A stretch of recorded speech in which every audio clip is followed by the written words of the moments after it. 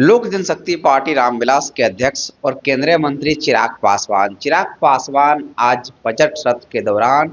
देश की संसद से निकलने के बाद चिराग पासवान मीडिया से रूबरू होते हैं और बताते हैं कि किस तरीके से नरेंद्र मोदी जी की सरकार में देश पूरी तरीके से विकास की राह पर अग्रसर। साथियों, चिराग पासवान क्या कुछ कर रहे हैं, आइए सुनते हैं साथियों। ये महामहिम के द्वारा पिछले 10 सालों में जिस तरीके से हमारे प्रधानमंत्री आदरणीय नरेंद्र मोदी जी के नेतृत्व में देश ने नए कीर्तिमान स्थापित किए, जहां पर गरीब और अमीर के बीच की दूरी को कम करने के कार्य किए गए,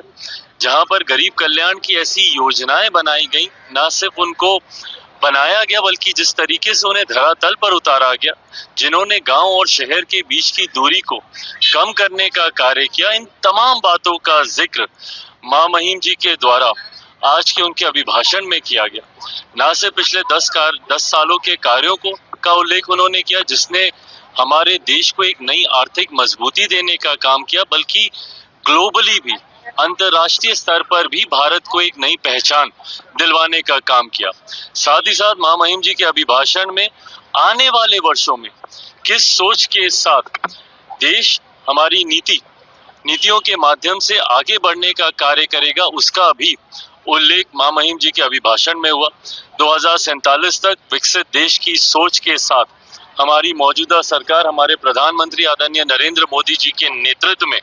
आगे बढ़ने का कार्य कर रही। इन तमाम बातों का जिक्र करते हुए महामहिम जी ने अपने अभिभाषण में मौजूदा सरकार के तमाम कार्यों का, तमाम योजनाओं का, जिसको मजबूती से एक सशक्त भारत के लिए धरातल पर उतारा जा रहा है, इन तमाम बातों का जिक्र किया, जिसका मैं, मेरी पार्टी लोक जनशक्ति पार्टी पूरी तरीके से स्वागत करती है। उन्होंने जो जिन बातों का उन्होंने जिक्र किया, उसका हम लोग स्वागत करते हैं। तो आपने सुना कि चिराग पासवान ने किस तरीके से राष्ट्रपति के अभिभाषण के बाद चिराग पासवान ने बताया